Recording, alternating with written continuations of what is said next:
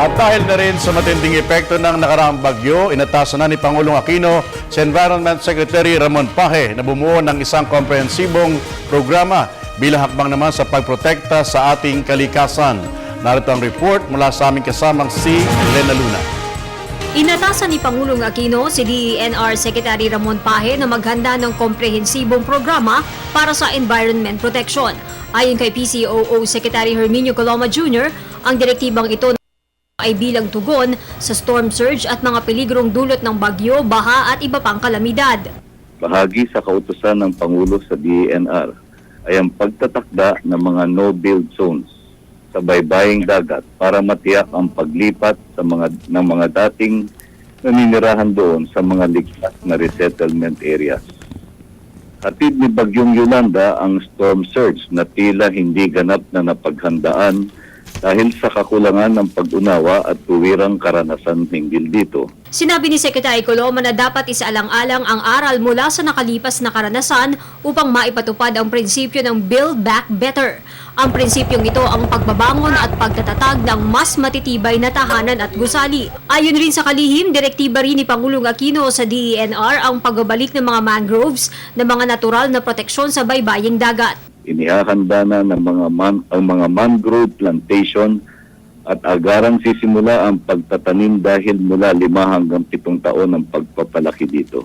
Sa pahayag din ni Secretary Coloma, tinalakay ang puspusang ipinapatupad na Emergency Employment Program ng Department of Labor and Employment para bigyan ng pansamantalang pagkakakitaan ang mga apektadong residente. Puspusan ang pagpapatupad ng DOLE ng Emergency Employment Program upang pansamantalang pagkakakitaan ng ating mga kababayan. Halos 3,000 residente mula sa 22 barangay sa Tacloban at 70 barangay sa Ormoc ang nakikinabang na sa naturang programa.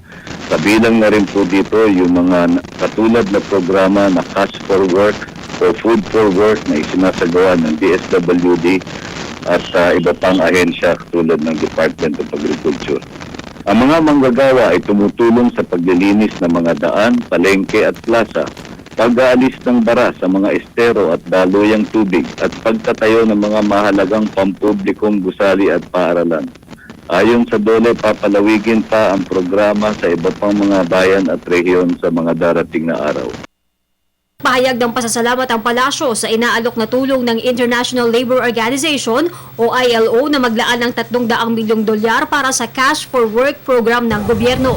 Samantala, tiniyak ng palasyo na tinututukan ng husto ng DSWD at DOH ang kapakanan ng mga ina, sanggol at mga bata sa calamity zone. Ayon kay Secretary Coloma, nakahanda ang pasilidad ng DOH para sa tinatayang 800,000 mga inang buntis, malapit ng mga anak at bagong panganak. Prioridad din aniya ang pagbakuna laban sa tigdas, polio at tetanus. Para sa Telebisyon ng Bayan, Elena Luna, sama-sama sa pagbangon.